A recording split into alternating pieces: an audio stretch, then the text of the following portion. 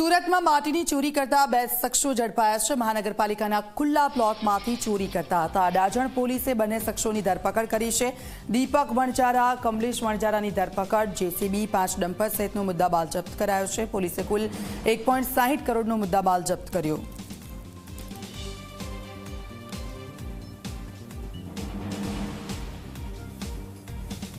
Plot number 180 તથા TP number 14 માં ગેરકાયદેસર રીતે માટીનું ખોદકામ ચાલુ હતું, જેથી ત્યાંના હાજર જેસીબીના ડ્રાઈવરને આ બાબતે પૂછપરછ કરતા જેસીબીના ડ્રાઈવરે જણાવેલ કે આ માટી તેઓને દીપકભાઈ, જગદીશભાઈ તેમજ કમલેશભાઈ, બાવાજીભાઈ વણઝારાનાઓએ ખોદકામ કરવાનું જણાવેલ હોય તેઓ આ કામ કરી રહેલ છે। જેથી આસિસ્ટન્ટ એન્જિનિયરશ્રીએ આ બંને ઈસમોને ત્યાં બોલાવેલા।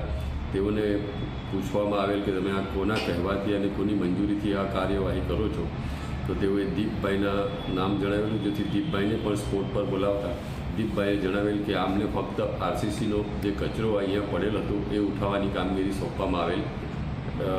નો વેપાર કરતા હોય તેઓએ ગેરકાયદેસર રીતે 125 ટન માટી ત્યાંથી ગેરકાયદેસર રીતે ખેડાણ ખોદકામ કરી ઓલપાડ તરફ લઈ ગયેલા 25 ટ્રકો મારફતે આ 25 હેવી ડ્યુટી ટ્રક મારફતે લઈ ગયેલાની હકીકત બહાર આવેલ, જે બાબતે આ ફરિયાદ આપવામાં આવેલ હતી।